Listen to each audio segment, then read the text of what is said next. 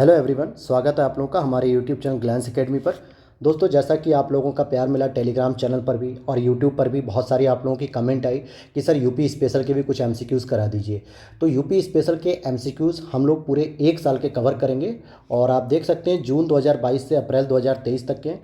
और ये ज़्यादा नहीं है, बस टोटल 320 एमसीक्यूज़ हैं जिसे आप बैठेंगे और 2 घंटे में ख़त्म कर देंगे। लेकिन इसको हम लोग 2 क्लास में कवर करेंगे आज, क्योंकि एक पहली क्लास आज होगी और दूसरी क्लास आपकी कल शाम में आ जाएगी, ताकि आगे जो 4 से 5 दिन है आप उसे कवर कर सकते हैं।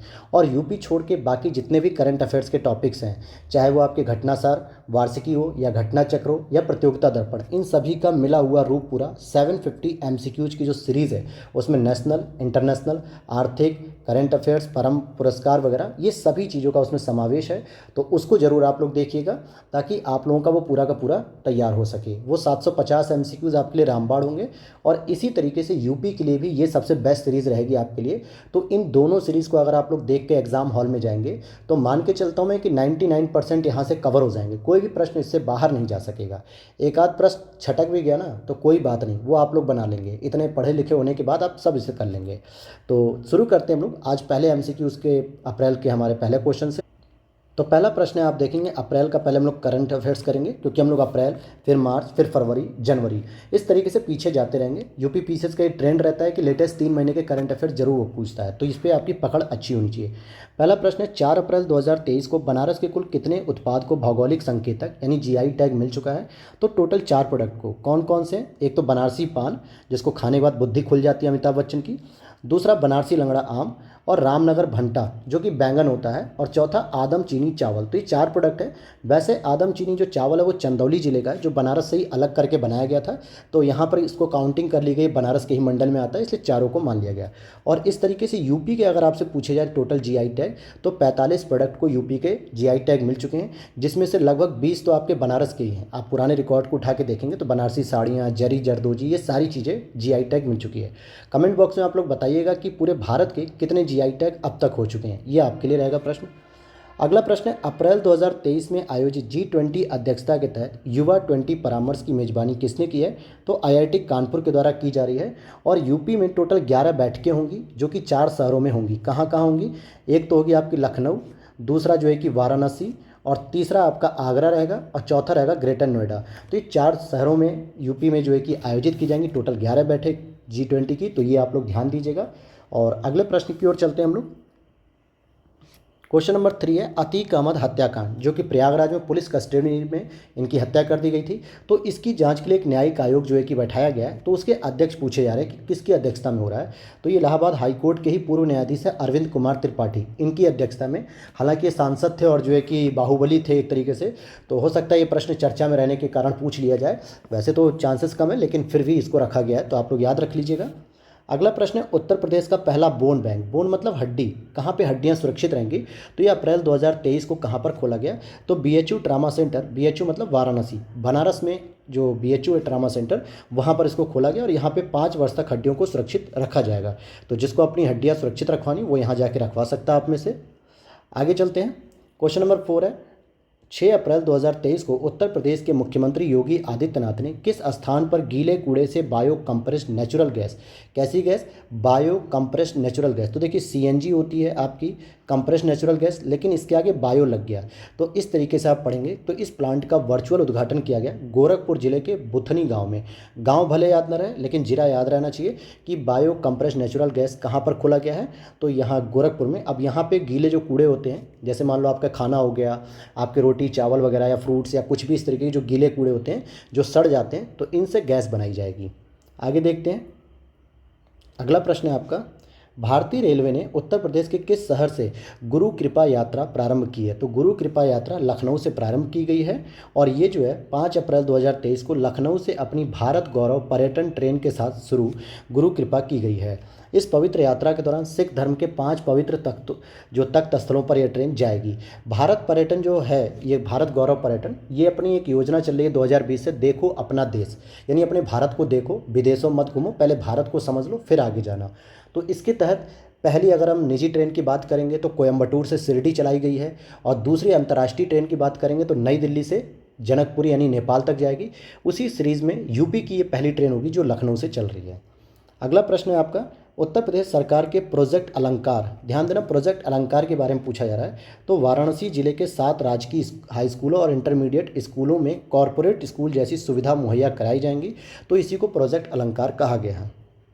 अगला प्रश्न है यहाँ पे, उत्तर प्रदेश के किस जिले में हाल ही में सेरीकल्चर मेले का आयोजन किया गया। सेरीकल्चर का मतलब रेशम कीट उत्पादन यानी रेशम उत्पादन से संबंधित है, और यह मेला गोरखपुर में आयोजित किया गया।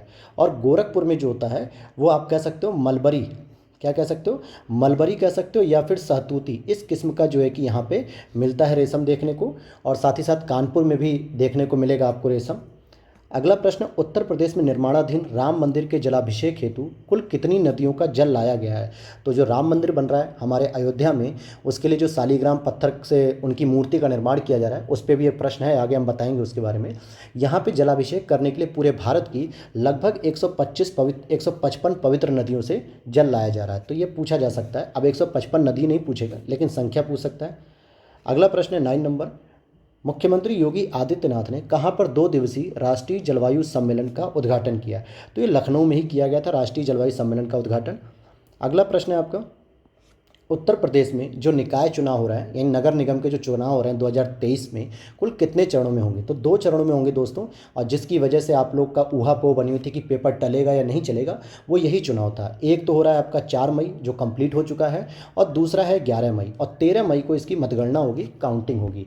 और जिनकी ड्यूटी लगी होगी 13 मई को 11 मई को, वो कैसे भाग के अपने घर जाएंगे और फिर 14 मई को अपने होम टाउन में पेपर देंगे। तो इसी चीज़ को या इसी चुनाव को लेकर जो है कि विवाद की स्थिति थी कि पेपर को टाल दिया जाए। तो ये निकाय चुनाव होते हैं। आगे देखते हैं, अगला प्रश्न है, अप्रैल 2023 में उत्तर प्रदेश की किन 2 पंचायतों को राष्ट्रीय पुरस्कार प्राप्त हुआ है। तो 2 पंचायत हमारी यूपी की हैं जिन्हें राष्ट्रीय पुरस्कार प्राप्त हुआ है। एक तो होती हंसुदी औसानपुर सिद्धार्थनगर की, दूसरी है मिलक अमावती मुरादाबाद की। तो हो सकता है आप पंचायत को याद ना रख पाएँ, लेकिन ज़िले ज़रूर याद रखिएगा कि कौन से 2 जिलों के मिले हैं, तो सिद्धार्थनगर और मुरादाबाद।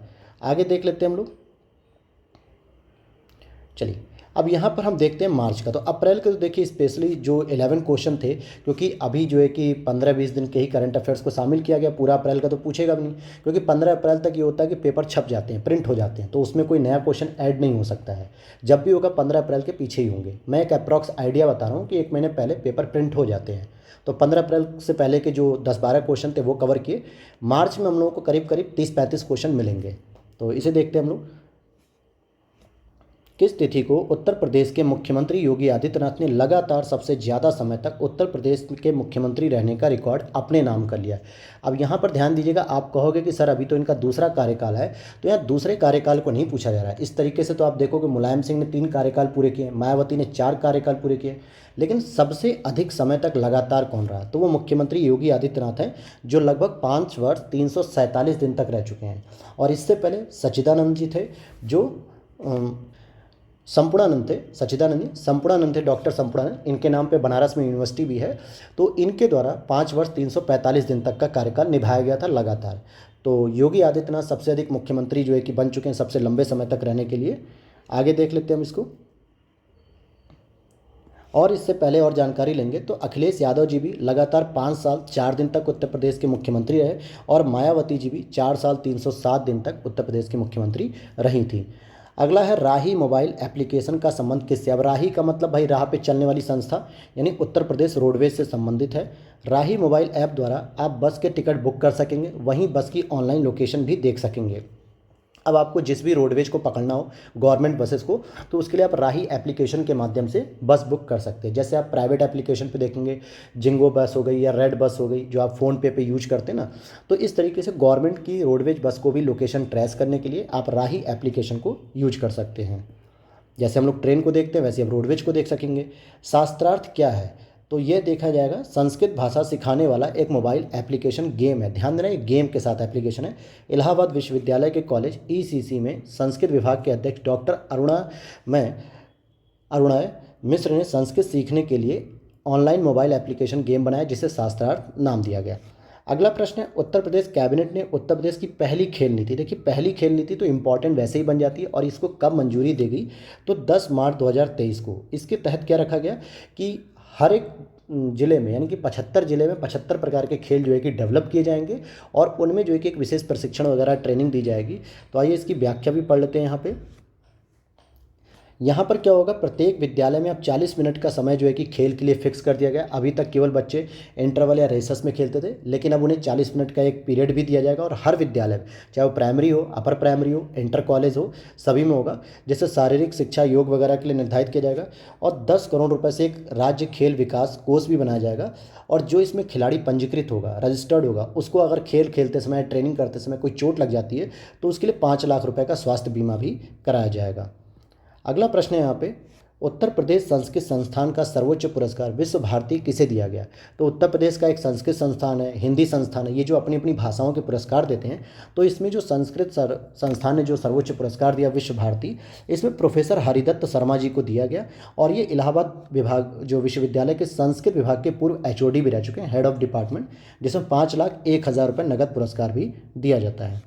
अगला प्रश्न है, उत्तर प्रदेश सरकार द्वारा राष्ट्रीय राजधानी क्षेत्र NCR की तर्ज पे राज्य के कुल कितने जनपदों को शामिल करके SCR का मतलब क्या हो गया, स्टेट कैपिटल रीजन, जैसे कि हमारा होता है नेशनल कैपिटल रीजन दिल्ली, उसी तरीके से राज्य राजधानी एक क्षेत्र बनाया जाएगा। और ये प्रश्न इंपॉर्टेंट जरूर हो सकता है। इसमें संख्या तो याद रहनी चाहिए कि 7 जिले घोषित किए जाएंगे। अगर आपको जिलों के नाम याद हो जाए तो और अच्छी बात है। और इसका सिंपल फंडा है कि जितनी भी सीमाएं लखनऊ से साझा कर रही हैं उन जिलों के नाम आप देख लीजिए, जैसे कानपुर नगर, कानपुर देहात, उन्नाव, लखनऊ, सीतापुर, रायबरेली और बाराबंकी। लखनऊ से यही 7 जिले हैं जो सीमा साझा करते, तो इन्हीं 7 को कवर करके एक बनाया जाएगा SCR। अगला प्रश्न है यहाँ पे, देश के पहले रोपवे का उद्घाटन मार्च महीने में किस जिले में किया गया है? जिसने पहाड़ी क्षेत्रों में या धार्मिक स्थानों पे, चाहे वो वैष्णो देवी हो या पूर्णागिरि मंदिर हो, जहाँ जहाँ भी आपने हरिद्वार में तो अगर तीर्थ यात्रा की होगी तो वहाँ पे रोपवे देखने को मिला होगा। या आप लोग जब टूरिस्ट प्लेस पे भी जाते हो तो रस्सी में लटक के जाते हो ना, जो पानी के ऊपर से, या पहाड़ी क्षेत्रों में, तो वही रोपवे है, जो कि आपका देश का पहला जो है कि रोपवे वाराणसी में खोला गया है, जो लगभग 3 से 4 किलोमीटर का है, ताकि जो जाम वाली स्थिति उससे बचने को मिलेगा। अगला प्रश्न है, मार्च 2023 में कहाँ पर G20 पर आधारित पुस्तक मेले का आयोजन किया गया? तो लखनऊ में जो है कि पुस्तक मेले का आयोजन किया गया, जो G20 पे आधारित रहेगी। उत्तर प्रदेश के किस जिले में 2 दिवसीय बाजरा महोत्सव आयोजित किया गया?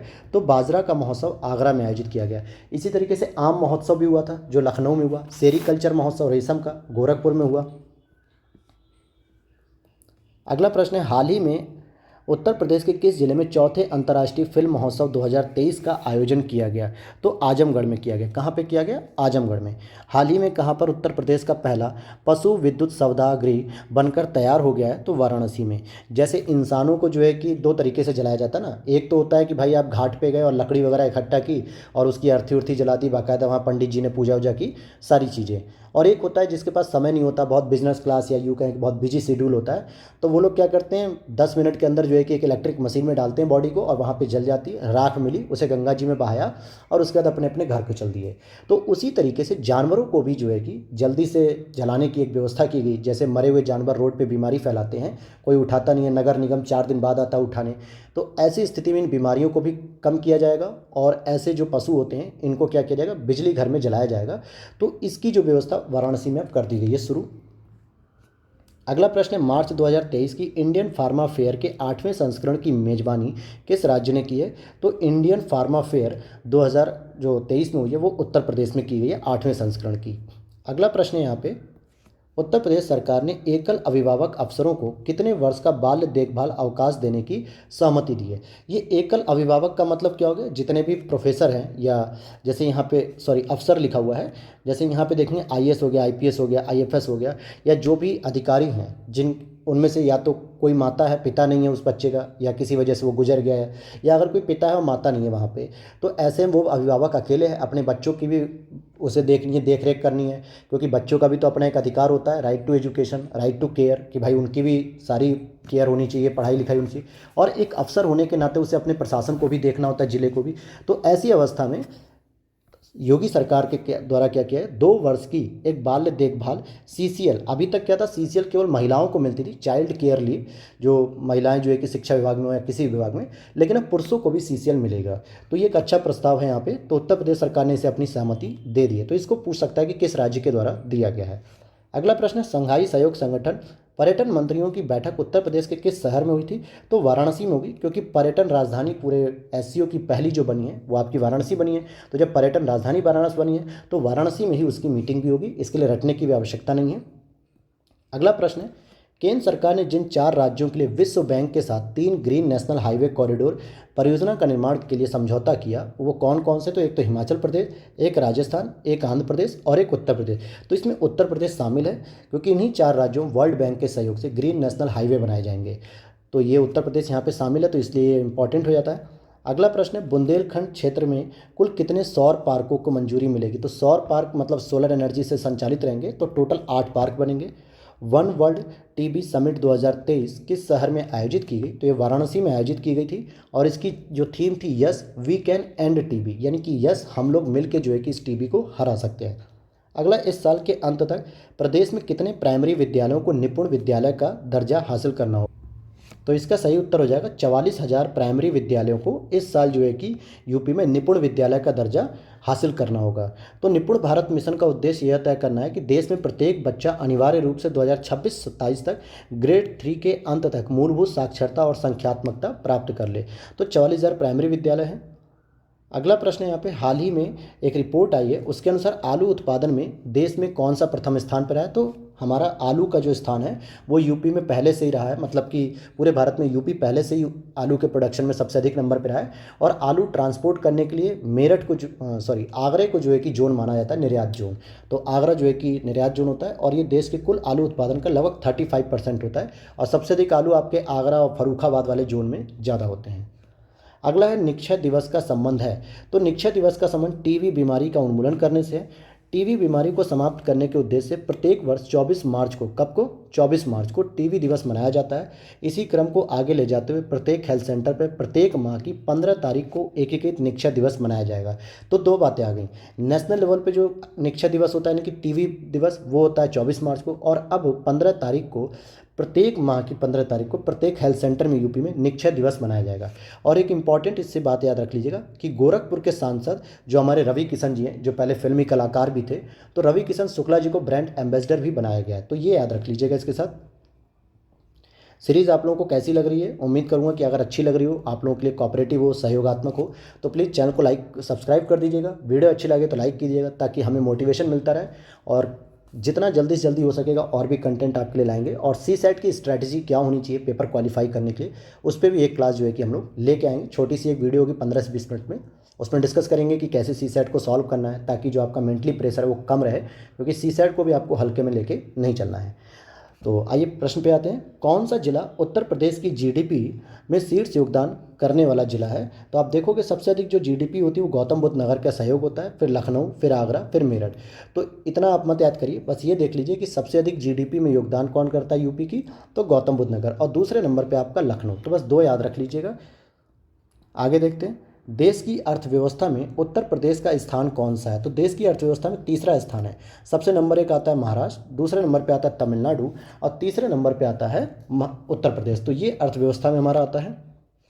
अगला प्रश्न, उत्तर प्रदेश के कुल कितने प्राचीन स्थल संरक्षित स्थल घोषित किए जाएंगे? तो टोटल 18 किए जाएंगे, जिसमें उत्तर प्रदेश सरकार ने 6 जिलों के 18 प्राचीन व ऐतिहासिक स्थलों को इस प्राचीन स्मारक परीक्षण अधिनियम 1904, ये वही अधिनियम है जिसके तहत लॉर्ड कर्जन ने इसको बनाया था, और जितने भी पुरातात्विक जो खनिज होंगे या स्थल होंगे उसको सरकार के अधीन रखा जाएगा।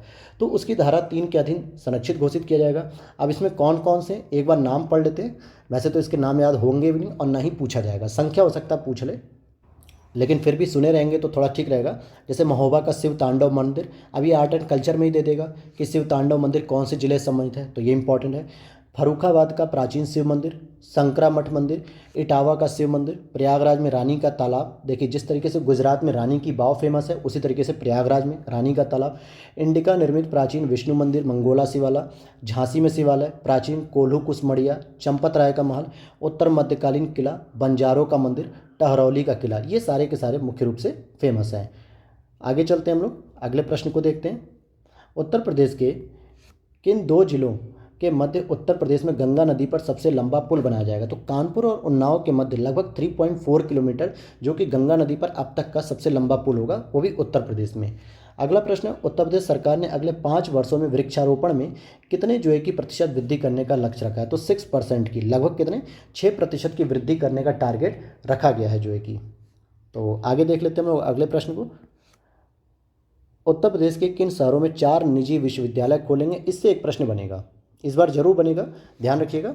तो जैसे देखिए, शाहजहांपुर में वरुण अर्जुन विश्वविद्यालय बन रहा है, आगरा में फारूक हुसैन विश्वविद्यालय, बिजनौर में विवेक राष्ट्रीय विश्वविद्यालय और लखनऊ में टीएस मिश्रा विश्वविद्यालय। तो देखिए, ये तो खुल रहे हैं निजी विश्वविद्यालय, हो सकता है आप इनको ना भी याद करें, लेकिन जो सरकारी विश्वविद्यालय राज्य स्तर के खुल रहे हैं उन्हें जरूर याद कर लीजिएगा। जैसे आजमगढ़ में सुहेलदेव विश्वविद्यालय खोला जा रहा है, विंध्याचल, माँ विंध्याचल करके एक विश्वविद्यालय खोला जा रहा है आपका मिर्ज़ापुर में, माँ शाकुंभरी विश्वविद्यालय के नाम से सहारनपुर में खोला जा रहा है। और एक विश्वविद्यालय आपके लिए मैं छोड़ रहा हूँ ताकि आप लोग भी अपडेट करें इस चीज़ को और करंट अफेयर्स की चीज़ों को बताएं कमेंट बॉक्स में कि चौथा विश्वविद्यालय कहाँ खुलेगा। हाल ही में प्रदेश सरकार ने कुल कितनी महिलाओं को स्वच्छ सुजल शक्ति अवार्ड दिया है? अभी तक आप पढ़ रहे होंगे करंट अफेयर्स में कि स्वच्छ सुजल जो अवार्ड है वो अंडमान निकोबार को मिला गया है, लेकिन वो राज्य के रूप में है। यहाँ यूपी में कितनी महिलाओं को दिया गया? तो 19 ग्रामीण महिलाओं को दिया गया है। प्रधानमंत्री आवास योजना शहरी की रिपोर्ट के अनुसार गत 5 वर्षों में अल्पसंख्यकों को सबसे ज़्यादा आवास किस प्रदेश ने प्रदान किए? तो देखिए, आवास योजना के अंतर्गत सबसे अधिक जो आवास प्रोवाइड किए गए वो उत्तर प्रदेश में प्रोवाइड किए गए पूरे भारत में। तो बस इतना ही आंकड़ा याद रखना है कि उत्तर प्रदेश नंबर 1 पे है। देश में सर्वाधिक जन औषधि केंद्र वाला राज्य, ये सर्वाधिक जन औषधि केंद्र कौन सी? जो प्रधानमंत्री जन औषधि है, जहाँ पे 50% से भी कम प्राइस में दवाइयाँ मिलती हैं, जेनरिक दवाइयाँ सस्ती मिलती हैं। तो ये उत्तर प्रदेश में सबसे अधिक 1325 जन औषधि केंद्र खोले गए। ये लगभग हर जिले में 3 से 4 जन औषधि केंद्र खोले गए जगह जगह, ताकि आप लोगों को सस्ते में दवाइयाँ मिल सकें। अगला प्रश्न है यहाँ पे, बीमार पशुओं के लिए टोल फ्री हेल्पलाइन नंबर चालू किया गया, वह नंबर क्या है? 1962। 1 अप्रैल 2023 से न्यूनतम समर्थन मूल्य योजना के अंतर्गत प्रारंभ हो रही गेहूं की खरीद के लिए प्रदेश सरकार द्वारा गेहूं का न्यूनतम समर्थन मूल्य क्या रखा गया है? तो 2125 रुपये क्विंटल। तो ये ध्यान दीजिएगा कि न्यूनतम मूल्य जो होता है एमएसपी, वो केंद्र सरकार तय करती है और वो लगभग सभी राज्यों में एक जैसा होता है, अलग से कोई सरकार तय नहीं करती है। और इसके कुशल प्रशासन के लिए या इसकी समीक्षा के लिए एक समिति भी गठित की गई है जिसका नाम है संजय अग्रवाल। तो संजय अग्रवाल जी का भी नाम याद रखना। एमएसपी में सुधार या एमएसपी की समीक्षा के लिए एक कमेटी बनाई गई केंद्र सरकार द्वारा संजय अग्रवाल के नेतृत्व में। अगला प्रश्न यहाँ पे, वर्ल्ड हैप्पीनेस रिपोर्ट के अनुसार दुनिया के 40 सबसे खुशहाल शहरों में कानपुर को कौन सा स्थान मिला? तो 11वें स्थान पे। पहला स्थान पुर्तगाल की राजधानी लिस्बन को प्राप्त हुआ और दुनिया के 40 सबसे मतलब स्मार्ट जो खुशहाल शहर हैं 40 शहर, इसमें हमारे जो स्मार्ट सिटी है वो कानपुर, इसको 11वें स्थान पर रखा गया। मतलब कानपुर वाले बिंदास घूमते, उन्हें कोई टेंशन नहीं है, मुंह में पान चबाया और बढ़िया जो है कि घूमते रहते हैं। वर्ल्ड हैप्पीनेस रिपोर्ट के अनुसार संयुक्त राष्ट्र सतत विकास समाधान नेटवर्क के सर्वे में शहरियों की मित्रता, पर्यटन स्थल, पर्यटकों से अपनत्व के आधार पर शहर को यह उपलब्धि हासिल हुई है। यानी कानपुर वालों का अपनत्व बहुत ज़्यादा है, कानपुर वालों से लगाव रखा करिए। और बात आती है यहाँ पे कि वर्ल्ड हैप्पीनेस रिपोर्ट इंडेक्स कौन जारी करता है? तो संयुक्त राष्ट्र सतत विकास समाधान नेटवर्क इसको शामिल जारी करता है। ये इंपॉर्टेंट एक प्रश्न बन सकता है कि रिपोर्ट कौन जारी करता है। आगे देखते हैं। अब आप देखेंगे यहाँ पे हम लोग फरवरी के करंट अफेयर्स पढ़ेंगे। जैसे जैसे हम लोग पीछे जाते रहेंगे वैसे वैसे हमारी करंट अफेयर्स के प्रश्नों की संख्या बढ़ती जाएगी। तो इस प्रश्न को देख लेते हैं। अगला प्रश्न है, उत्तर प्रदेश अपना नया विधानसभा भवन बनाने जा रहा है, इसके निर्माण पूरा करने वर्ष क्या रखा गया है? तो 2027 तक इसको नया पूरी तरीके से बना दिया जाएगा। और एक चीज़ ध्यान दीजिएगा कि जैसे दिल्ली में नया संसद भवन बनाया गया है, तो उसका जो ऑर्डर था, यानी कि प्रोजेक्ट को कंप्लीट करने का जो ठेका था, वो किस कंपनी के पास था? तो वो टाटा कंपनी के पास था। किसके पास था? टाटा कंपनी के पास। इसी तरीके से आप लोग ये भी चेक कर लीजिएगा कि यूपी का विधानसभा जो है कि कौन सी कंपनी को मिला है इसका ठेका। अच्छा, यहाँ पे लिखा भी है, देखिए, केंद्र की सेंट्रल विस्टा प्रोजेक्ट। हाँ, इस प्रोजेक्ट का नाम ध्यान रखिएगा, जो संसद भवन नई बनी है वो सेंट्रल विस्टा प्रोजेक्ट के नाम से बनी थी। उसी की तर्ज पे उत्तर प्रदेश भी अपना नया विधानसभा भवन बनाने जा रहा है और इसके निर्माण कार्य को 2027 तक पूरा कर लिया जाएगा। अगला प्रश्न, उत्तर प्रदेश बजट 2023 का कुल आकार कितना है? और यह प्रश्न 2022 के एमसीक्यूज़ में आप देख सकते हो, पुराने प्रीवियस ईयर पेपर 2022 में सीधे सीधे पूरी धनराशि पूछ ली गई थी। तो ये धनराशि भी आपको याद होनी चाहिए। 6,90,242 करोड़ 43 लाख, यानी आप डिजिट में ऐसे याद कर लीजिए जैसे किसी का मोबाइल नंबर याद करते हो, 690,242.43, यानी 6,90,242.43 करोड़।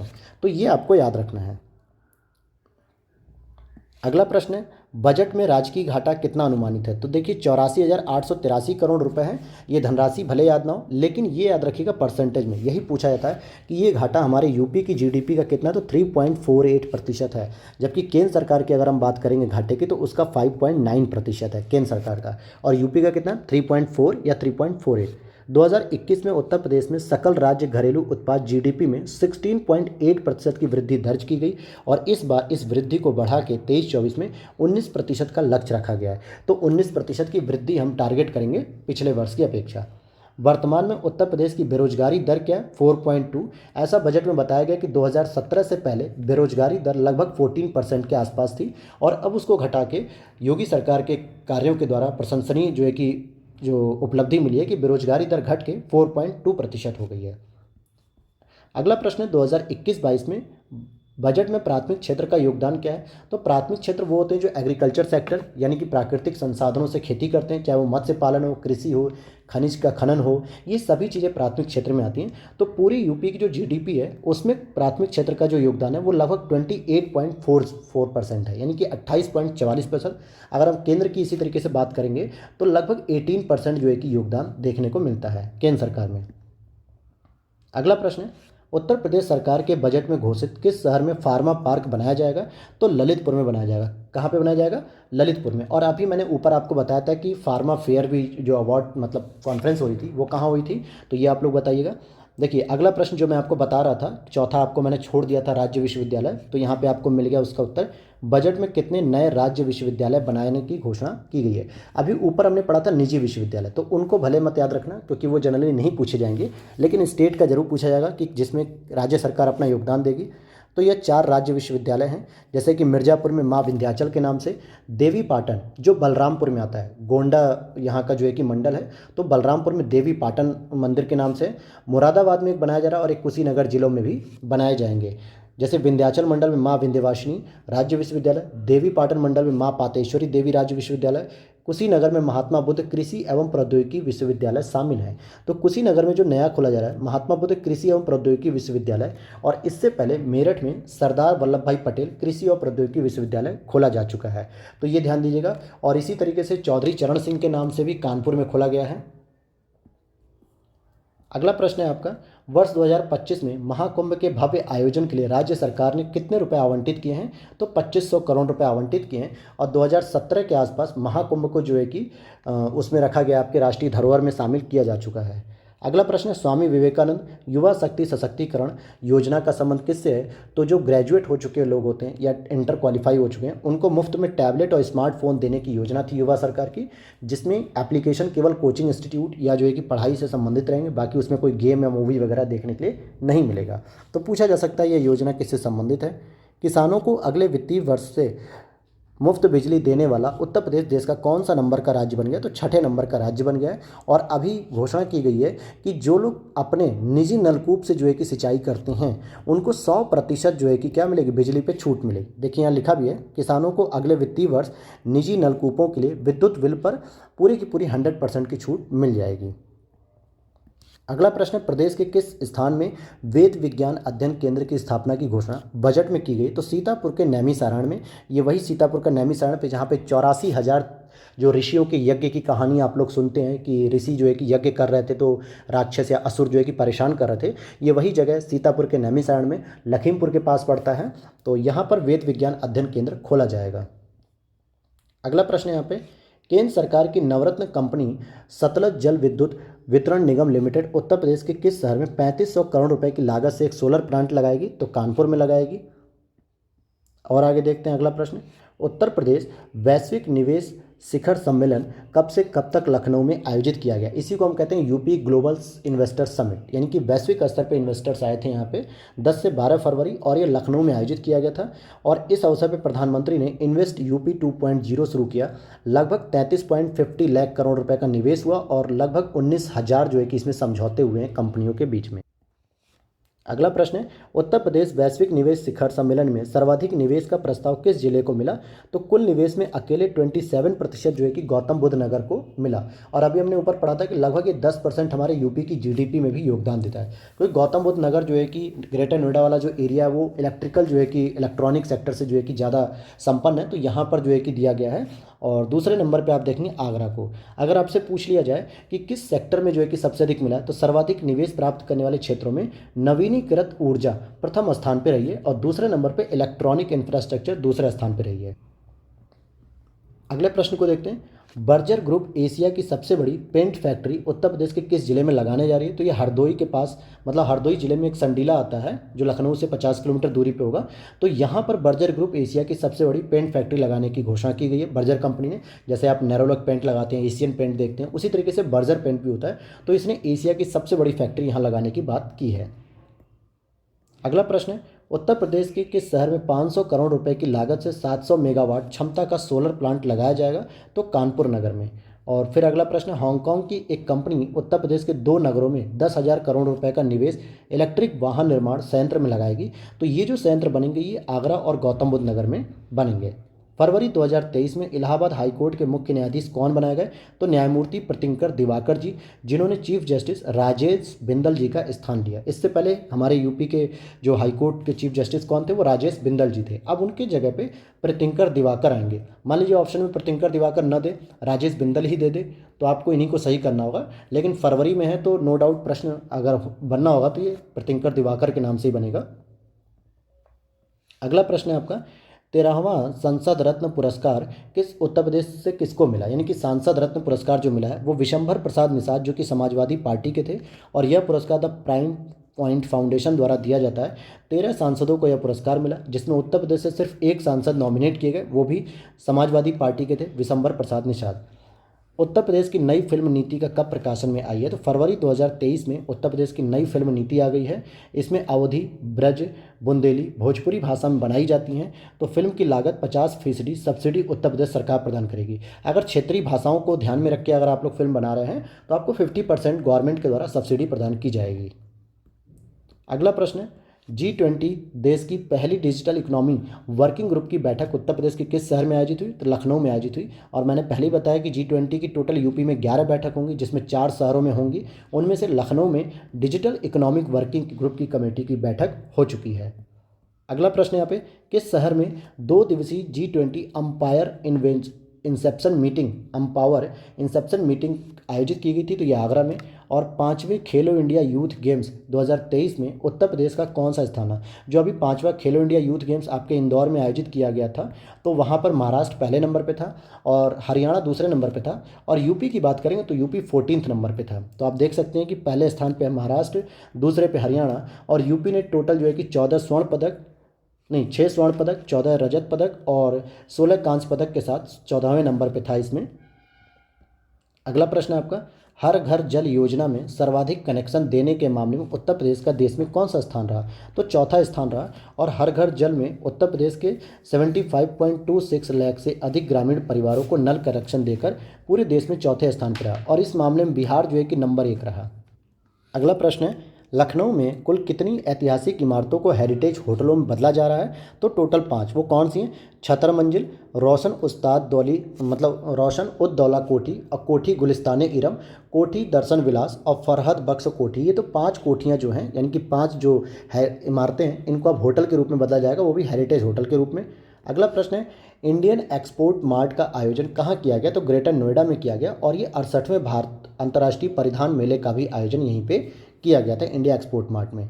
अगला प्रश्न है यहाँ पे, प्रधानमंत्री मित्र योजना के तहत किस जिले की सीमा पर 1000 एकड़ क्षेत्रफल में टेक्सटाइल पार्क की स्थापना की जाएगी? तो टोटल जो मित्रा योजना थी, PM Mitra mega integrated textile region apparel scheme, इसके अंतर्गत 7 जो है कि पार्क को स्थापित करना था। उन 7 में से एक यूपी को भी मिला, और यूपी में जो है कि लखनऊ और हरदोई, इन दोनों की सीमा पर ही जो है कि कुछ क्षेत्र लखनऊ के हैं और कुछ क्षेत्र हरदोई के हैं, इनकी सीमा पर ही ये स्थापित किया जाएगा।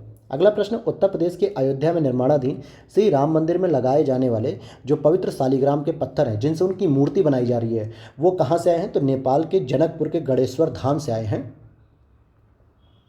और बात करते हैं शालिग्राम की, तो शालिग्राम पत्थर नेपाल में गंडक नदी की एक सहायक नदी है काली गंडक, इनके किनारे पर पाए जाते हैं। और इस पत्थर को भगवान विष्णु का रूप माना जाता है शालिग्राम का, जो चुंबक की तरह होते हैं। आप देखो कुछ इस तरीके के काले काले होते हैं और इस पर हल्के हल्के दाने से होते हैं, वाइट वाइट। तो ये शालिग्राम पत्थर होते हैं और सामान्यतः ये जोड़े में ही रखे जाते हैं हमेशा। तो ये जोड़े में ही रहते हैं, विष्णु भगवान के रूप में इनको पूजा जाता है। तो ये गंडक नदी में मिलते हैं या काली गंडक में कह सकते हो।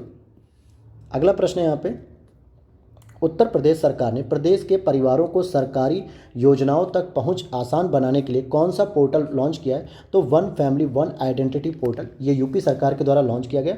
10 दिवसीय ताज महोत्सव का आयोजन फरवरी 2023 में आगरा में किया गया। इस महोत्सव की जो थीम थी वो क्या थी? विश्व बंधुत्व। विश्व बंधुत्व। किस शहर को उत्तर प्रदेश का पहला फ्लोटिंग रेस्टोरेंट मिला है? तो तैरता हुआ होटल कहाँ मिला है? तो प्रयागराज में मिला है। कहाँ पर? प्रयागराज में बन रहा है। अगला प्रश्न है, आरोहिणी पहल पूछ लेगा कि किस सरकार के द्वारा शुरू किया गया, यानी कौन से राज्य सरकार? तो उत्तर प्रदेश सरकार ने वंचित वर्गों की बेटियों को सक्षम और आत्मनिर्भर बनाने के लिए समग्र शिक्षा अभियान में एक प्रशिक्षण कार्यक्रम प्रारंभ किया है, जिसको आरोहिणी पहल का नाम दिया गया है। और यह मुख्य रूप से क्या होगा, जो अपने प्रदेश में टोटल 746 कस्तूरबा गांधी विद्यालय हैं उनमें यह योजना लॉन्च की जाएगी। फरवरी 2023 में जीआई टैग प्राप्त करने वाला पनियाला उत्तर प्रदेश के किस संबंध में रखता है? तो गोरखपुर से एक फल है ये पनियाला। इसको गूगल करिए और देखिए पनियाला फल कैसा हो सकता है। आपने खाया भी हो लेकिन इसका नाम कुछ और जानते हो। तो इसको जो है कि जीआई टैग मिल चुका है। स्कूल छोड़ने वाले बच्चों की संख्या कम करने के लिए किस देश का मॉडल उत्तर प्रदेश में लागू किया गया है? तो नीदरलैंड में। नीदरलैंड का जो है कि मॉडल है जहाँ से बच्चे बहुत कम जो है कि स्कूल छोड़ते हैं, सामान्यतः ड्रॉप आउट की कंडीशन वहाँ कम देखने को मिलती है। तो योगी सरकार ने भी इसको लॉन्च करने की बात की है। किस जिले में मुख्यमंत्री योगी आदित्यनाथ का 101 फीट ऊंचा मंदिर बनाया जा रहा है? तो अयोध्या में। तो यहाँ पे हो जाएगा योगी जी का मंदिर अयोध्या में बनाया जा रहा है। अगला आप देखेंगे यहाँ पे कि जनवरी 2023 का हम लोग करंट अफेयर्स कवर करेंगे इसमें। यही 4 महीने का अगर आप लोगों ने ढंग से पढ़ लिया तो आपके प्रश्न जो है कि इसी में से फंस जाएंगे, क्योंकि पिछले 5 सालों से आप देखेंगे कि पीसीएस क्या करता है, लेटेस्ट जो मंथ होते हैं जनवरी फरवरी मार्च अप्रैल, क्योंकि मई जून में पेपर होते हैं, तो इन 3-4 महीनों का करंट अफेयर जरूर रखता है। पर्यटन को बढ़ाने के उद्देश्य से उत्तर प्रदेश के किस शहर में टेंट सिटी का उद्घाटन किया गया? तो वाराणसी में इसका उद्घाटन किया गया। जनवरी 2023 में प्रधानमंत्री द्वारा वाराणसी में टेंट सिटी का उद्घाटन किया गया, जहां गंगा पार रेती पर बन रही टेंट सिटी, मतलब रेत पर 5 सितारा होटलों जैसी सुविधा विकसित की गई है। एक और टेंट सिटी का निर्माण प्रयागराज के अरैल में संगम के किनारे सोमेश्वर मंदिर के पास पर्यटन मंत्रालय द्वारा किया जा रहा है। तो आपका वाराणसी और साथ ही साथ प्रयागराज दोनों ही हो गया। देश का वह राज्य जो इंडिया मोबाइल गेमिंग रिपोर्ट 2022 के अनुसार सबसे अधिक मोबाइल गेमर्स के साथ शीर्ष पर रहा, तो उत्तर प्रदेश के लोग ज़्यादातर गेम खेलते हैं, तो यही दिखा रहा है वो। वर्ष 2023 की गणतंत्र दिवस में झांकी में उत्तर प्रदेश को तृतीय स्थान प्राप्त हुआ। यह किससे संबंधित थी? तो अयोध्या के दीपोत्सव महोत्सव से संबंधित थी। इसमें हमें 3rd रैंकिंग प्राप्त हुई थी। अब पहली रैंकिंग किसको मिली है? तो उत्तराखंड को मिली है, जो कि मानस पाठ से आधारित थी। और हम बात करें अगर 2022 की, तो 2022 में जो 1 डिस्ट्रिक्ट 1 प्रोडक्ट और साथ ही साथ काशी विश्वनाथ धाम बनारस का, इसकी थीम पर आधारित था 2022 की झांकी, जिसको पहला पुरस्कार मिला था। आगे देखते हैं, किस शहर में महर्षि वाल्मीकि की बैठी हुई 125 फीट प्रतिमा का निर्माण कराया गया? तो चित्रकूट में। और अगला प्रश्न, हाल ही में किसे उत्तर प्रदेश उच्च न्यायालय का रजिस्ट्रार नियुक्त किया गया? तो राजीव भारती जी को रजिस्ट्रार नियुक्त किया गया है। अगला प्रश्न है यहाँ पे, पद्म पुरस्कारों के क्रम में 2023 में उत्तर प्रदेश में कुल कितने पद्म विभूषण पुरस्कार दिए गए? तो देखिए पद्म विभूषण जो पुरस्कार थे वो यूपी से केवल एक व्यक्ति को मिले, श्री मुलायम सिंह यादव जी को, वो भी मरणोपरांत मिले। टोटल अगर हम देखेंगे कि पद्म पुरस्कार कितने मिले हैं, तो देखिए उत्तर प्रदेश से कुल 7 लोगों को पद्म श्री पुरस्कार मिला, और पद्म विभूषण की बात करेंगे तो केवल एक व्यक्ति मुलायम सिंह यादव जी को मिला है। तो इनके आप नाम याद कर सकते हैं। वैसे यहाँ से कोई प्रश्न बनता नहीं है, सामान्यतः पद्म विभूषण ही पूछा जाता है, तो वो मैंने आपको बता दिया। अगला प्रश्न, उत्तर प्रदेश ग्लोबल सिटी अभियान कितने नगरीय निकायों पर लागू किया गया? तो सभी 762 जो है कि नगरीय निकायों पे, और वर्तमान में नगर निकाय कितने हो गए हमारे यूपी के? तो 762। इस अभियान का उद्देश्य राज्य में शहरी क्षेत्रों को वैश्विक मानकों तक लाना है, जिससे शहरी सुविधाओं में सुधार, वायु गुणवत्ता, स्वच्छता, सुंदरीकरण के साथ साथ उचित कचरा जो निपटान पर ध्यान केंद्रित रहेगा। और यह अभियान 100 दिन का रहेगा। तो ग्लोबल सिटी अभियान कितने दिन का है? 100 दिन का। अगला प्रश्न है, किस नगर निगम द्वारा 14 से 24 जनवरी 2023 के मध्य स्वच्छ विरासत अभियान, तो पूछेगा आपसे कि स्वच्छ विरासत अभियान किस राज्य सरकार के द्वारा शुरू किया गया? तो यूपी। और इसको शुरू कहाँ से किया गया? तो सहारनपुर नगर निगम के द्वारा जो है कि इसे चलाया जा रहा है। अगला प्रश्न है 87, खेलो इंडिया यूनिवर्सिटी जो खेलो इंडिया नेशनल यूनिवर्सिटी गेम 2023 की मेज़बानी कौन कर रहा है? तो उत्तर प्रदेश कर रहा है और इसके 4 जिलों में हो रहा है। एक तो लखनऊ, गोरखपुर, वाराणसी, नोएडा। इन शहरों में 2023-24 में खेलो इंडिया नेशनल यूनिवर्सिटी गेम्स की मेज़बानी की जाएगी और जिसमें लगभग 150 विश्वविद्यालय के खिलाड़ी हिस्सा लेंगे। तो आप देखोगे ये लखनऊ, वाराणसी, ग्रेटर नोएडा ये तो G20 से भी सम्मिलित है। बस एक आगरा ही तो है जहाँ पे G20 की मीटिंग हो रही है, तो आगरा हटा के इस बार गोरखपुर लगा दिया गया नेशनल यूनिवर्सिटी के लिए। तो अगर आप लोग एक किसी का याद करोगे तो दूसरा ऑटोमेटिक याद हो जाएगा। जनवरी 2023 को प्रथम इन्वेस्ट आयुष यूपी समिट का आयोजन लखनऊ में किया गया। सर्वाधिक बिजली कनेक्शन देने वाले राज्यों में कौन सा राज्य शीर्ष पे है? तो यूपी। यूपी में जनसंख्या अधिक है, तो भाई जब जनसंख्या अधिक है, अधिक परिवार हैं, अधिक घर हैं, तो अधिक बिजली कनेक्शन भी रहेंगे। तो कुछ चीज़ें तो आप ऐसे भी देख सकते हो अपने दिमाग को लगा के, यूटिलाइज करके। दूसरे नंबर पर महाराष्ट्र आता है और तीसरे स्थान पर तमिलनाडु। अगला प्रश्न है, देश का पहला स्पाइनल इंजरी रिहैबिलिटेशन सेंटर कहाँ खोला गया? तो वाराणसी में खोला गया, वो भी BHU ट्रामा सेंटर में। अगला प्रश्न है, जनवरी 2023 में उत्तर प्रदेश विधानसभा के पूर्व अध्यक्ष केसरी नाथ त्रिपाठी जी का निधन हो गया और यह उत्तर प्रदेश के किस जिले से संबंधित है? तो ये प्रयागराज के रहने वाले थे और ये उत्तर प्रदेश के विधानसभा के पूर्व अध्यक्ष भी रह चुके हैं। 3 बार ये विधानसभा के अध्यक्ष थे और 2014 से 2019 के बीच पश्चिम बंगाल के गवर्नर भी थे और साथ ही साथ इसी बीच बिहार, मेघालय, मिजोरम के भी इन्होंने गवर्नर का पदभार संभाला था। अगला प्रश्न है, सांसद खेल महाकुंभ 2022-23 के दूसरे चरण का उद्घाटन उत्तर प्रदेश के किस शहर में किया गया? तो नरेंद्र मोदी जी के द्वारा बस्ती में इसका उद्घाटन किया गया। स्वीडन की कंपनी साब एबी उत्तर प्रदेश के किस शहर में सेना के लिए हल्की तोप और मिसाइल बनाने के लिए अपनी यूनिट लगाएगी? तो झांसी में लगाएगी। तो स्वीडन की कंपनी है जो सेना के लिए, ये यूँ कहें कि आर्मी के लिए, डिफेंस सेक्टर को मजबूत करने के लिए साब एबी जो कंपनी है वो यूपी के झांसी में अपनी एक यूनिट लगाएगी, कंपनी लगाएगी। उत्तर प्रदेश की किस शहर में अभी हाल ही में एक सरोवर से शिवलिंग, गणेश भगवान, विष्णु, महालक्ष्मी समेत अनेक देवी देवताओं प्राचीन मूर्तियां मलबे से प्राप्त हुई हैं? तो बांदा जिले के कालिंजर दुर्ग के कोटि तीर्थ सरोवर की दीवार से। तो इंपॉर्टेंट प्रश्न बन सकता है कि ये मूर्तियां नीचे दबी हुई थी और यहाँ बांदा से जो है कि इसको निकाला गया है। अगला प्रश्न, उत्तर प्रदेश के कुल कितने परमवीर चक्र विजेताओं के नाम पर अंडमान निकोबार द्वीप समूह को द्वीपों का नामकरण किया गया? तो टोटल 4। 23 जनवरी 2022 को सुभाष चंद्र बोस की जयंती पराक्रम दिवस के अवसर पर प्रधानमंत्री द्वारा परमवीर चक्र के 21 विजेताओं के नाम पर अंडमान निकोबार द्वीप समूह के 21 बड़े अज्ञात द्वीपों का नामकरण किया गया। इस सूची में उत्तर प्रदेश के 4 परमवीर चक्र विजेता भी शामिल हैं।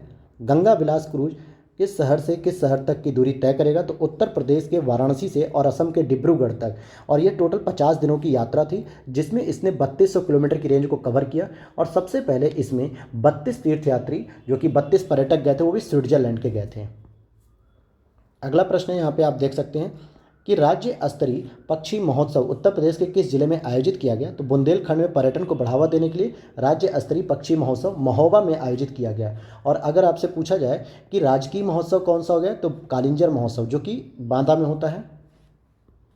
अगला प्रश्न है यहाँ पे, कचरा से कोयला बनाने वाला देश का पहला संयंत्र उत्तर प्रदेश के किस शहर में बनाया जा रहा है? तो कचरे से जो कोयला बनाएगा वो वाराणसी में हो रहा है।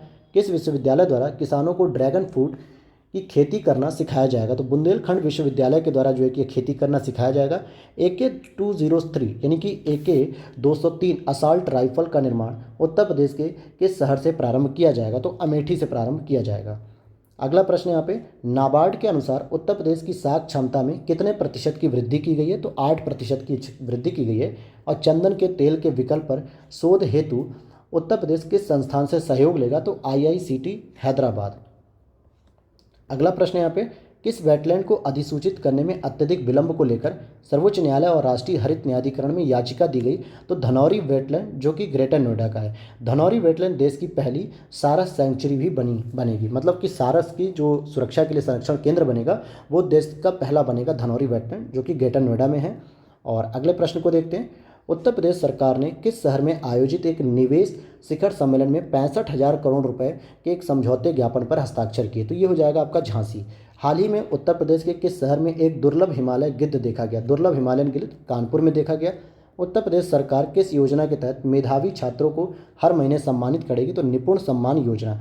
इसके तहत कक्षा 1 से कक्षा 3 तक के छात्रों में जो मेधावी छात्र होंगे उन्हें हर महीने पुरस्कृत भी किया जाएगा। अगला प्रश्न यहाँ पे, उत्तर प्रदेश के किन शहरों में संभावित आंतरिक भूस्खलन के कारण कुछ घरों में दरारें भी देखी गई? तो अलीगढ़ प्रदेश का सबसे बड़ा नगर वन उत्तर प्रदेश किस स्थान में विकसित किया जा रहा है? तो वृंदावन में किया है। ध्यातव्य है कि मथुरा को 2041 तक मथुरा वृंदावन को कार्बन फ्री शहर भी बनाने का प्रस्ताव रखा गया। और G20 वाकेथॉन या वाकथॉन जो दौड़ है उसका आयोजन उत्तर प्रदेश के कुल कितने शहरों में किया गया? तो टोटल 4, क्योंकि जहाँ जहाँ पे G20 की मीटिंग्स हो रही है बस वहीं पे किया गया है, जैसे लखनऊ, वाराणसी, आगरा, ग्रेटर नोएडा। तो यहाँ पे G20 की एक दौड़ भी की गई है। अब आएगा आपका दिसंबर 2022 का करंट अफेयर। तो शुरू करते हैं। उत्तर प्रदेश राज्य के ऑपरेशन पाताल लोक का संबंध किससे? तो अपराधियों पर अंकुश लगाने से है, क्योंकि उन्हें पाताल लोक भेज देंगे मोदी हमारे योगी जी। उत्तर प्रदेश पुलिस में अपराधियों पर लगाम लगाने और खूंखार अपराधियों की धरपकड़ के लिए दिसंबर 2022 में ऑपरेशन पाताल लोक लॉन्च किया गया। ऑपरेशन मुस्कान के तहत किस जिले की पुलिस ने लापता लड़के और लड़कियों को बड़े पैमाने पर खोजा? तो लखनऊ पुलिस ने। अगला प्रश्न है आपका, उत्तर प्रदेश के सीतापुर जिले के किस छात्र ने बाइक से कनेक्टेड एक सेंसर युक्त हेलमेट बनाया है? तो दिनेश कुमार ने। सीतापुर जिले के दिनेश कुमार ने एक सेंसर युक्त हेलमेट बनाया। यह एक प्रकार का ऐसा हेलमेट है कि जब तक आप इसको पहनेंगे नहीं तब तक बाइक स्टार्ट होगी ही नहीं। तो ये तो बहुत अच्छी बात है भाई कि बाइक आप जा रहे हैं लेने और जो है कि अगर आप हेलमेट नहीं पहन रहे हैं तो बाइक स्टार्ट ही नहीं होगी। तो जाहिर सी बात है आपके शरीर की भी सुरक्षा इससे होगी अच्छी खासी। कौन सा शहर स्वच्छ वायु सर्वेक्षण की राष्ट्रीय रैंकिंग में नंबर 1 पर घोषित किया गया? तो लखनऊ। और लखनऊ ही नहीं बल्कि तीनों ही शहर हमारे यूपी के सर्वश्रेष्ठ पोजीशन पर है पूरे देश में। तो एक देखेंगे आपकी national clean air city category में 10 लाख से अधिक आबादी वाले शहरों में प्रयागराज, दूसरे नंबर पर वाराणसी नगर निगम को लखनऊ जो है कि फर्स्ट पे है, प्रयागराज सेकंड पे है और वाराणसी नगर निगम तीसरे नंबर पे रहा, जो कि स्वच्छता या स्वच्छ वायु सर्वेक्षण में टॉप पर है पूरे देश में। और अगर हम बात करें 3 लाख से लेकर 10 लाख के बीच में तो उसमें आपका मुरादाबाद आ जाएगा पहले रैंकिंग पे। चलिए अगला प्रश्न है, उत्तर प्रदेश के किस जिले में राज्य का पहला ग्लास स्काई वॉक ब्रिज बनाया गया? यानी कि शीशे का जो स्काई वॉक आप ब्रिज देखते हैं, नीचे घाटी पहाड़ी होती है और ऊपर जो है कि वो ब्रिज बना होता है, तो ये चित्रकूट में बनाया गया है। और ये तुलसी जलप्रपात पर बनेगा जो कि 40 फीट ऊंची पर रहेगा।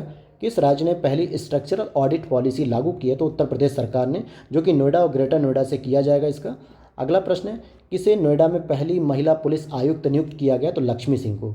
हाल ही में उत्तर प्रदेश का पहला खेल विश्वविद्यालय किस शहर में स्थापित होगा? तो मेरठ में। और उस खेल विश्वविद्यालय का नाम क्या होगा? तो मेजर ध्यानचंद के नाम से रखा जाएगा। अगला प्रश्न है, उत्तर प्रदेश के किस विश्वविद्यालय में consortium of international agriculture research centre स्थापित किया जाएगा? तो गोरखपुर विश्वविद्यालय में। यहाँ पर कृषि एवं प्राकृतिक विज्ञान संस्थान में consortium of international agriculture research centre स्थापित किया जाएगा। अगला प्रश्न है यहाँ पे, उत्तर प्रदेश के 4 शहरों के नाम बताइए जहाँ G20 की 2023 में बैठक होगी। तो मैं ये तीसरी बार बता रहा हूँ आपको, एक बार ऊपर बताया मैंने और 2 बार आपको प्रश्न में बता चुके हैं। तो इसको देखिए, वाराणसी, नोएडा, आगरा, लखनऊ। अगर मैं आगरा काट के यहाँ पे गोरखपुर कर दूँ GKP, तो यही सारे जो ज़िले हैं चारों, ये खेलो इंडिया यूनिवर्सिटी गेम्स में शामिल हो जाएंगे। अगला प्रश्न है आपका, जनवरी 2023 में आयोजित गोरखपुर महोत्सव की थीम क्या थी? तो इको टूरिज्म। गोरखपुर महोत्सव का आयोजन किया गया जिसकी थीम थी इको टूरिज्म पर आधारित। और उत्तर प्रदेश सरकार 1438 एकड़ में विस्तृत ग्रीनफील्ड टाउनशिप किस शहर में बनाने जा रही है? तो ये अयोध्या में बनेगी। उत्तर प्रदेश सरकार गुजरात के साबरमती की तरह अयोध्या में 1438 एकड़ क्षेत्रफल में विस्तृत एक ग्रीनफील्ड टाउनशिप बनाएगी। और एजुकेशन टाउनशिप भी आपके यूपी में ही बन रही है। उत्तर प्रदेश में 1 डिस्ट्रिक्ट 1 स्पोर्ट्स योजना कब प्रारंभ की गई? 1 दिसंबर 2022। जिस तरीके से आपकी 1 डिस्ट्रिक्ट 1 प्रोडक्ट यानी कि ODOP 24 जनवरी 2018 को शुरू की गई थी यूपी दिवस पर, इसी तरीके से 1 डिस्ट्रिक्ट 1 स्पोर्ट्स जो सपोर्ट है, मतलब स्पोर्ट्स की बात हो रही है, तो ये 1 दिसंबर 2022 से शुरू की गई है। और वर्तमान में उत्तर प्रदेश में 10 रामसर स्थल भी हैं। अगला प्रश्न है यहाँ पे, उत्तर प्रदेश के किस शहर ने यूनिवर्सल हेल्थ कवरेज के राष्ट्रीय सम्मेलन की मेजबानी की? तो वाराणसी में ये जो है कि कॉन्फ्रेंस हुई। ई सुश्रुत ये क्या है भाई?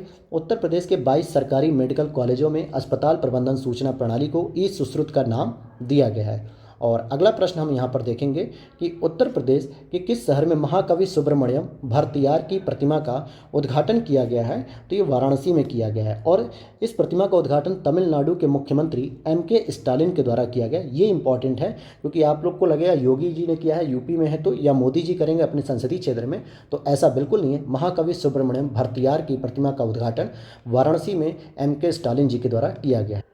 अगला प्रश्न है आपका, देश का पहला और उत्तर प्रदेश का पहला जल स्मार्ट शहर कौन सा होगा? वाराणसी होगा। इस कार्य में डेनमार्क सरकार जो है कि भारत का सहयोग कर रही है। और हाल ही में फसाई द्वारा 5 स्टार रेटिंग प्राप्त उत्तर प्रदेश की दूसरी जेल कौन सी हो गई? तो बुलंदशहर की जेल हो गई। कौन सी हो गई? बुलंदशहर की जेल। जबकि इससे पहले एक जेल का नाम आया था आपके सामने, वो था फतेहगढ़, जिसको हमने यूपी स्पेशल की घटना सर करंट अफेयर्स में भी किया था। और ये जो फतेहगढ़ थी, ये फर्रुखाबाद की जेल है। कहाँ की जेल है? फर्रुखाबाद की। आप देख सकते हैं यहाँ पे लिखा भी है, सर्वप्रथम 5 स्टार रेटिंग उसी को दी गई थी। अगला प्रश्न है, अभी हाल ही में उत्तर प्रदेश के किस शहर में राष्ट्रीय यूनानी चिकित्सा संस्थान का उद्घाटन प्रधानमंत्री जी द्वारा किया गया? तो यूनानी चिकित्सा संस्थान का उद्घाटन गाजियाबाद में किया गया। 11 दिसंबर 2022 को गोवा में 9वें विश्व आयुर्वेद कॉन्फ्रेंस के समारोह पर मतलब कि प्रधानमंत्री नरेंद्र मोदी जी ने राष्ट्रीय यूनानी चिकित्सा संस्थान का डिजिटल माध्यम से उद्घाटन किया। और यह संस्थान गाजियाबाद में। पहचान शब्द का संबंध है यूपी बोर्ड के स्कूलों की वेबसाइट से संबंधित है पहचान शब्द। अगला प्रश्न है यहाँ पे, एक जिला एक मेडिकल कॉलेज यानी कि 1 district 1 medical college, 1 district 1 product, 1 district 1 sport, ये सारी योजना यूपी चला रही है। इसके तहत 6 जिलों में पब्लिक प्राइवेट पार्टनरशिप मॉडल पर मेडिकल कॉलेज खोले जाएंगे। और ये 6 जिले कौन कौन से हैं? तो महोबा, मैनपुरी, कासगंज, हाथरस, हमीरपुर, बागपत। तो ये टोटल के टोटल जो है कि 6 जिले आपको याद रहने होंगे। उत्तर प्रदेश वेट लिफ्टिंग संघ की कमान पहली बार किसी महिला को सौंपी गई है। उस महिला का नाम है सबीना यादव। हाल ही में जारी किए गए आंकड़े के अनुसार 2018 से 2020 के दौरान उत्तर प्रदेश में मात्र मृत्यु दर यानी कि जिसको हम लोग कहते हैं MMR, मदर मोर्टिलिटी रेट जो होती है 167 प्रति 1 लाख जीवित बच्चे, यानी 1 लाख जीवित बच्चों पे 167 माताओं की मृत्यु हो जाती थी। असम में यह दर सबसे ज़्यादा थी, अर्थात असम में सर्वाधिक माँओं की मृत्यु हुई है। और वहाँ पे अगर हम बात करें मतलब MMR का मतलब क्या है? प्रति 1 लाख जीवित बच्चों के जन्म होने पर माताओं की मृत्यु को जो है कि मातृत्व मृत्यु दर होता है। अक्सर ऐसा होता है कि कॉम्प्लिकेशन हो जाती है कि डॉक्टर कहते हैं या तो हम बच्चे को बचा सकते हैं या माँ को बचा सकते हैं, या कभी कभी प्रेगनेंसी के दौरान डिलीवरी के दौरान बच्चे को तो बचा लिया जाता है, माँ जो है कि नहीं बच पाती, मर जाती है। तो इसी को कहा जा रहा है कि लगभग 1 लाख बच्चों का अगर जन्म होता है तो उस पर 167 माँ जो है कि मृत्यु को प्राप्त हो जाती हैं। अगला प्रश्न, उत्तर प्रदेश पुरातत्व निदेशालय की अडॉप्ट हेरिटेज योजना के दूसरे चरण में कुल कितनी धरोहरों का चयन किया गया? तो 10 धरोहरों का चयन किया गया है। आप यहाँ पर देख सकते हैं, धरोहरों को आप पढ़ सकते हैं, वैसे तो पूछेगा नहीं इसका नाम। IIT कानपुर ने कहाँ प्रदेश का पहला सोलर ऊर्जा प्लांट जो है कि स्टेशन बनाया? तो IIT कानपुर ने देश का पहला सोलर ऊर्जा प्लांट कौसाम्बी के कड़ा धाम में, ये वही कड़ा है जहाँ पे अलाउद्दीन खिलजी ने अपने चाचा जलालुद्दीन खिलजी को मारा था। अगला प्रश्न है, अभी हाल ही में उत्तर प्रदेश के किस जिले में धनुष यज्ञ मेला लगाया गया? तो बलिया में लगाया गया था। उत्तर प्रदेश के किस जिले में लिटरेरी फेस्टिवल का आयोजन किया गया है? तो गोरखपुर में किया गया है। हाल ही में संस्कृति मंत्रालय ने उत्तर प्रदेश में कहाँ पर अपने क्षेत्रीय सांस्कृतिक केंद्र स्थापित किया? तो प्रयागराज में किया है इन्होंने। और देखेंगे कि संस्कृति मंत्रालय ने पटियाला, नागपुर, उदयपुर, प्रयागराज, कोलकाता, दीमापुर और तंजावुर, यहाँ पे 7 क्षेत्रीय सांस्कृतिक केंद्र स्थापित किए, जिसमें यूपी में प्रयागराज में किया गया है। अगला प्रश्न है आपका, कौन सा कॉलेज ICAR यानी कि Indian council of agriculture research से मान्यता प्राप्त उत्तर प्रदेश का पहला कृषि महाविद्यालय बन गया है? तो यूपी कॉलेज वाराणसी यानी उदय प्रताप कॉलेज वाराणसी। उत्तर प्रदेश के किस जिले में देश के सबसे बड़े लेजर ड्रोन शो का आयोजन किया गया? तो गोरखपुर। काकोरी एक्शन दिवस पर गोरखपुर में देश के सबसे बड़े ड्रोन लेजर शो का आयोजन किया गया। अगला प्रश्न है, किस देश के सहयोग से उत्तर प्रदेश में मल्टी सपोर्ट सेंटर बनाया जाएगा? तो नीदरलैंड के सहयोग से। और नीदरलैंड के सहयोग से ही जो है कि बच्चों का जो ड्रॉप आउट रेशियो है उसको कम किया जाएगा ताकि स्कूल में बच्चे रुकें। तो ये भी मॉडल नीदरलैंड से ही लिया जाएगा। अगला प्रश्न है आपका, उत्तर प्रदेश के किस व्यक्ति को इस वर्ष के साहित्य अकादमी पुरस्कार उर्दू भाषा में साहित्य अकादमी अवार्ड दिया गया? तो डॉक्टर अनीस अशफाक। लखनऊ के शिक्षक, शायर व लेखक डॉक्टर अनीस अशफाक को उर्दू भाषा में लिखे गए उपन्यास ख्वाब शराब के लिए इस साल के साहित्य अकादमी अवार्ड से नवाजा गया।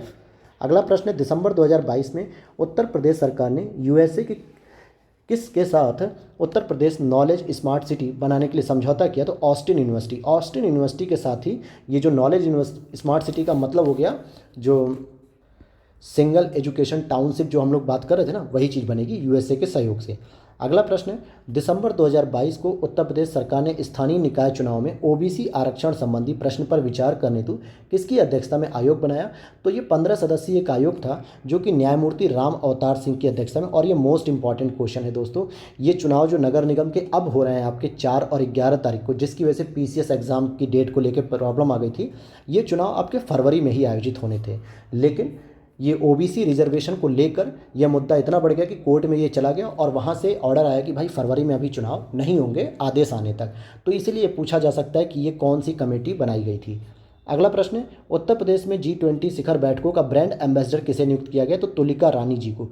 तुलिका रानी जी को नियुक्त, जो यूपी में जितनी भी बैठकें होंगी 11 बैठक, उनकी ब्रांड एम्बेसडर के रूप में तुलिका रानी बैठेंगी। अब हम पढ़ेंगे नवंबर 2022 का करंट अफेयर्स। तो हम लोग पीछे चलते चल रहे हैं, अप्रैल, मार्च, फरवरी, जनवरी, दिसंबर, अब नवंबर पढ़ेंगे। 7वें भारत जल सप्ताह, जिसका आयोजन जो द्रौपदी मुर्मू जी राष्ट्रपति हैं उनके द्वारा किया गया। तो ये कहाँ पे किया गया? ग्रेटर नोएडा में। और इसकी जो थीम थी सतत विकास और समानता के लिए जल सुरक्षा। प्रदेश की किस वर्ल्ड सेंचुरी को केंद्र सरकार ने देश के 53वें टाइगर रिजर्व के रूप में स्थापित किया? तो रानीपुर वाइल्ड लाइफ सेंचुरी के रूप में स्थापित किया गया है। आगे देखते हैं, यह टाइगर रिजर्व उत्तर प्रदेश के चित्रकूट जिले में स्थित है और यह देश का एकमात्र रिजर्व है जिसमें किसी बाघ का स्थायी निवास है ही नहीं, लेकिन यह बाघों की आवाजाही का एक महत्वपूर्ण गलियारा है। यूपी का ये चौथा टाइगर रिजर्व होगा। इससे पहले दुधवा हमारा बना है सबसे पहले, फिर आपका पीलीभीत है, पीलीभीत में, अमनगढ़ बिजनौर में है और चौथा हमारा चित्रकूट में। दुधवा कहाँ पे है? तो ये लखीमपुर खीरी में है। अगला प्रश्न, उत्तर प्रदेश सरकार ने निकाय चुनाव में ओबीसी आरक्षण देने के लिए किसकी अध्यक्षता में यह गठन किया गया? तो यह भी प्रश्न रिपीट हो गया, न्यायमूर्ति रामावतार सिंह की, और यह हाईकोर्ट के पूर्व न्यायाधीश रह चुके हैं। अगला प्रश्न है, नवंबर 2022 में 41वें रामायण मेले का आयोजन कहाँ किया गया? तो अयोध्या में, क्योंकि रामायण अयोध्या से संबंधित है तो वहीं पर रामायण का मेला भी किया गया। नेक्स्ट बात करेंगे, नवंबर 2022 में साइकिल से मनाली स्थित माउंट फ्रेंडशिप की चोटी पर चढ़ने का रिकॉर्ड बनाने वाले गोरखपुर निवासी व्यक्ति का नाम क्या है? तो उमा सिंह। उमा सिंह एक जो है कि चोटी पर चढ़े, वो भी साइकिल से। और भारतीय सर्वेक्षण विभाग ने हाल ही में उत्तर प्रदेश के एक जिले से संबंधित रॉक पेंटिंग को संरक्षित धरोहर घोषित करने का निर्णय लिया। यह रॉक पेंटिंग किस जिले से संबंधित है? तो ये आगरा से संबंधित है और ये फतेहपुर सीकरी के गाँव में स्थित है। अगला प्रश्न है यहाँ पे, उत्तर प्रदेश के किस शहर में भारत हस्तशिल्प महोत्सव 2022 का आयोजन किया जाएगा? तो ये लखनऊ में। हस्तशिल्प महोत्सव 2022 का आयोजन काशीराम स्मृति उपवन आसियाना लखनऊ में किया गया और इसकी थीम थी आत्मनिर्भर भारत की ओर बढ़ते कदम। अब अगला बात करेंगे, योट्टा D1 जो उत्तर भारत के पहले हाइपर स्केल डेटा को योट्टा D1 का नाम दिया गया है। और साथ ही साथ जो है कि पहला डेटा सेंटर 2008 में हैदराबाद में शुरू किया गया था और ये जो है कि आपका ग्रेटर नोएडा में शुरू किया गया, जो यूपी का है, या यूँ कहें कि उत्तर भारत का ये पहला है। और इसका जो निर्माण किया जा रहा है वो हीरानंदानी ग्रुप के द्वारा किया जा रहा है। अगला प्रश्न है, नवंबर 2022 में किस जिले में अमरगढ़ महोत्सव का आयोजन किया गया? सिद्धार्थनगर में। संगीत नाटक अकादमी द्वारा 3 दिवसीय कौशल लिटरेचर फेस्टिवल का आयोजन पहली बार किया गया तो लखनऊ में किया गया। जिम कॉर्बेट रिजर्व को न्यू जिम कॉर्बेट नाम से विकसित किया जाएगा बिजनौर के अमनगढ़ टाइगर रिजर्व को। ध्यान देना कि किस टाइगर रिजर्व को न्यू जिम कॉर्बेट रिजर्व के नाम से विकसित किया जाएगा? तो ये बिजनौर के अमनगढ़ टाइगर रिजर्व को, क्योंकि ये जो जिम कॉर्बेट उत्तराखंड में चला गया है आज, उसी का हिस्सा हुआ करता था उत्तराखंड विभाजन से पहले, जब यूपी में रहता था उत्तराखंड। लेकिन अब अलग हो जाने की वजह से वो सारा का सारा उत्तराखंड में चला गया जिम कॉर्बेट, तो अब नया न्यू जिम कॉर्बेट के नाम से इसको डेवलप किया जाएगा। अगला प्रश्न है, हाल ही में उत्तर प्रदेश के किस जिले में हजारों साल पुराने दुर्लभ प्रागैतिहासिक शैल चित्र मिले हैं? तो ये चित्रकूट में मिले। इलाहाबाद हाईकोर्ट के सेवानिवृत्त मुख्य न्यायाधीश जो हाल ही में विधि आयोग के अध्यक्ष बने हैं तो ऋतुराज अवस्थी। अब यहाँ पर ध्यान दीजिएगा कि ये ऋतुराज अवस्थी, जब इनको विधि आयोग का अध्यक्ष बनाया गया तो ये उस समय किस पे थे? कर्नाटक हाईकोर्ट के थे। किसके थे? कर्नाटक हाईकोर्ट के। अब यहाँ इलाहाबाद दिया है तो हो सकता है पहले कभी रहे होंगे, लेकिन ये कर्नाटक हाईकोर्ट के चीफ जस्टिस रह चुके हैं। अगला प्रश्न है, जल जीवन मिशन के तहत हर घर नल कनेक्शन देने के मामले में देश में कौन सा जिला शीर्ष पर रहा? तो शाहजहांपुर। उत्तर प्रदेश का शाहजहांपुर ग्रामीण क्षेत्रों में एक माह में सबसे ज़्यादा नल कनेक्शन देने में नंबर 1 हो गया। इसने एक महीने में 28,419 नल कनेक्शन दिए और बुलंदशहर दूसरे नंबर पे और बरेली तीसरे नंबर पे। ये तीनों ही स्थान हमारे इंडिया में यूपी को मिल गए हैं। और अगला प्रश्न हम देखेंगे, उत्तर प्रदेश सरकार में मथुरा वृंदावन को कब तक कार्बन न्यूट्रल टूरिस्ट डेस्टिनेशन बनाने की घोषणा की गई? तो वर्ष 2041 तक। जनवरी 2023 में उत्तर प्रदेश सरकार ने वृंदावन में सबसे बड़ा नगर वन बनाने की भी घोषणा की थी, तो नगर वन। अगला प्रश्न है यहाँ पे, खून की जरूरत पूरी करने के लिए बनाई गई रक्त ऐप खोज, यानी कि रक्त खोज ऐप किस संस्थान द्वारा तैयार किया गया? तो ये हो जाएगा आपका MNIT कानपुर। ये प्रयागराज हो जाएगा MNI, इसको डबल M लिखते हैं, मतलब MNNIT MIT, मोतीलाल नेहरू के नाम से जो है कि इंजीनियरिंग टेक्नोलॉजी कॉलेज है प्रयागराज का, इसके द्वारा रक्त खोज ऐप बनाया गया कि अब आपको अगर ब्लड की आवश्यकता है तो आपको खोजना नहीं पड़ेगा, आराम से आप इस पर सर्च करेंगे और आपको मिल जाएगा। और ये हमारा आज की सीरीज का लास्ट प्रश्न होगा। उत्तर प्रदेश के किस शहर में तमिल समागम का आयोजन किया गया? तो ये वाराणसी में किया गया था 17 नवंबर से 17 दिसंबर तक। तो अब आप लोगों के लिए यही टारगेट है कि कैसे भी करके आप लोग इसे पढ़िए। 1 घंटे की क्लास है ये लगभग, और इसमें 160 प्रश्न इंपॉर्टेंट कराए गए हैं। इसको आप पचा लीजिए, डाइजेस्ट करिए, तब आप लोगों को कल नेक्स्ट क्लास मिल जाएगी 160 क्वेश्चन की। और इसी 2 क्लासेस में आपका MCQ सीरीज कंप्लीट हो जाएगा। और जिन छात्रों ने या जिन मेरे बड़े भाइयों ने, सिस्टर ने 750 MCQ सीरीज़ को अगर एक बार देख लिया हो तो उसे ज़रूर से ज़रूर उसे बार बार रिवाइज़ कर लें। और जिन्होंने नहीं देखा है वो भी अभी बैठ के एक बार उसकी मैराथन देख लीजिए, आपका तैयार हो जाएगा। तो करंट अफेयर्स के आप टेंशन बिल्कुल मत लीजिए, GS को मजबूत करिए। करंट अफेयर्स की टेंशन ग्लास एकेडमी की है, वो आपकी इस टेंशन को ख़त्म कर देगा। तो मिलते हैं नेक्स्ट वीडियो में। Thanks for watching. वीडियो अच्छी लगी हो तो लाइक कर दीजिएगा, कमेंट कर दीजिएगा। चैनल पर पहली बार आए तो प्लीज़ चैनल को सब्सक्राइब कर लीजिएगा। लव यू दोस्तों, मिलते हैं नेक्स्ट क्लास में।